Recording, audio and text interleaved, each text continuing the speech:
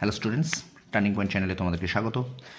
2025 মাধ্যমিক পরীক্ষার্থীদের জন্য নিয়ে এসছি কুইক শর্ট প্রশ্ন রিভিশন ক্লাস ভূগোলের। চলো শুরু করি ক্লাসটি। প্রথম থেকে শেষ পর্যন্ত দেখবে, দেখো তোমরা এগুলো করে যাচ্ছ কিনা এবং তোমরা এগুলো তোমাদের করা আছে কিনা। কুইক রিভিশন ক্লাস 2025 মাধ্যমিক পরীক্ষার্থীদের জন্য ভূগোলের পার্ট 1। বর্তমানে ভারতের অঙ্গরাজ্যের সংখ্যা 28টি। কেন্দ্রশাসিত অঞ্চল লাদাখকে পৃথক করা হয়েছে জম্মু কাশ্মীর থেকে। অথবা ভারতের নবীনতম কেন্দ্রশাসিত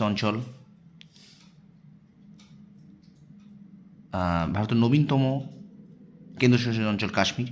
আচ্ছা, ভারতের নবীনতম কেন্দ্রশাসিত অঞ্চলটি হল লাদাখ, যেহেতু ওটা কাশ্মীর তো ওই জন্য এটা লাদাখ, বুঝতে পারছো এটা। আচ্ছা, তারপর 3 দেখা যাচ্ছে ভাষা রাজ্য পুনর্গঠনের মূল ভিত্তি হলো ভাষা। ভারতের উত্তরতম স্থান ইন্দিরাকল, ভারতের দক্ষিণতম বিন্দু ইন্দিরা পয়েন্ট, ভারতের প্রায় মাঝখান দিয়ে যে অক্ষ রেখা গিয়েছে কর্কটক্রান্তি রেখা। আচ্ছা, তারপরে দেখো রাজ্য পুনর্গঠন কমিশন গঠিত হয় যে সালে 1953 সালে। প্রদত্ত কোন রাজ্য ভেঙে তেলেঙ্গানা রাজ্যটি সৃষ্টি হয়েছে? অন্ধ্রপ্রদেশ। ভারতের নবীনতম রাজ্যটি হলো তেলেঙ্গানা। অনুরূপ প্রশ্ন হলো তেলেঙ্গানা ভারতের নবীনতম রাজ্য, ঠিক আছে। শুদ্ধ অশুদ্ধ হিসেবে তাই এটা শুদ্ধ। তারপরে দেখো ভারতের বর্তমানে কেন্দ্রশাসিত অঞ্চলের সংখ্যা 8টি। ভারত ও পাকিস্তানের সীমানা নির্দেশ করে রেক্টিভ লাইন। ভারত ও শ্রীলঙ্কার মধ্যে অবস্থিত পক প্রণালী। ভারতের ক্ষুদ্রতম অঙ্গরাজ্যের নাম গোয়া। স্বাধীন ভারতের প্রথম ভাষাভিত্তিক রাজ্য অন্ধ্রপ্রদেশ। ইন্দিরা পয়েন্টের পূর্বতন নাম হলো পিগম্যালিয়ন পয়েন্ট। ভারতের পূর্বতম স্থান কিবিথু। ভারতের নবীনতম রাজ্যটির রাজধানী হলো হায়দ্রাবাদ। অন্ধ্রপ্রদেশের পূর্ব দিকে অবস্থিত তেলেঙ্গানা। অন্ধ্রপ্রদেশের পূর্ব দিকে অবস্থিত বঙ্গোপসাগর। তারপরে 19 নম্বর প্রশ্ন দেখো, ভারতের কাশ্মীর ও পাকিস্তান অধিকৃত কাশ্মীর সীমারেখা হলো লাইন অফ কন্ট্রোল। এখানে ঠিক জোড়াটের নির্বাচনে দেখো, এখানে বি হবে পুদুচেরি কেন্দ্রশাসিত অঞ্চল। সর্বাধিক রাজ্যকে স্পর্শ করে আছে যেটা হলো উত্তরপ্রদেশ। ভারতের ক্ষুদ্রতম কেন্দ্রশাসিত অঞ্চল হলো লাক্ষাদ্বীপ, ঠিক আছে। ভারতের ক্ষুদ্রতম, এখানে কিন্তু পুদুচেরি হবে না উত্তরটা, এখানে কিন্তু সঠিক উত্তরটা হয়ে যাবে লাক্ষাদ্বীপ, ভারতের ক্ষুদ্রতম কেন্দ্রশাসিত অঞ্চল। আচ্ছা, ভিডিওটা ভালো লাগলে অবশ্যই আমার চ্যানেলটা শেয়ার করো, সাবস্ক্রাইব করো, পাশে বেল আইকন প্রেস করে রেখো। দেখো আমি পরে একটা পার্টে আসছি। চলো এবার এটা ভারতের ভূপ্রকৃতি পাঠ শেয়ার করো, চ্যানেলটা এই ভিডিওটা শেয়ার করো। দেখো তোমরা 2026 মাধ্যমিক পরীক্ষার্থীরা এখান থেকে অবশ্যই কিন্তু অনেক প্রশ্ন, তোমরা শর্ট প্রশ্ন পাবে। দেখো, শিবালিক হিমালয়ের পাদদেশীয় অঞ্চলে ক্ষুদ্র ক্ষুদ্র ক্ষুদ্র শিলাখণ্ড সঞ্চিত হয়ে যে সমভূমি গঠিত হয়েছে তাকে কি বলা হয়? ভাবর বলে। এবার দেখো, শিবালিক পর্বতের পাদদেশে নুড়ি বালি ও পলিগঠিত মৃতের বেড বলে। শুদ্ধ না অশুদ্ধ? এটা অশুদ্ধ। তরাই অঞ্চলের মৃত্তিকার অপর নাম ভাবর। আচ্ছা, পরের প্রশ্ন দেখো, শিবালিক ও অবহিমালয়ের মধ্যে অবস্থিত উপত্যকাকে বলা হয় দুন।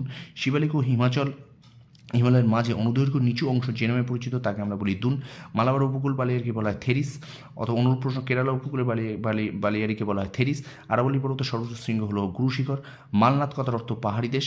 তারপর দেখো, ভারতের নবীনতম ভঙ্গিল পর্বতটি নাম আরাবল্লী। পূর্বঘাট পর্বতের সর্বোচ্চ শৃঙ্গ জিন্দাগাদা। আরাবল্লী পর্বতের পশ্চিমে বিধৌত উর্বর প্লাবনভূমিকে বলা হয় রোহি।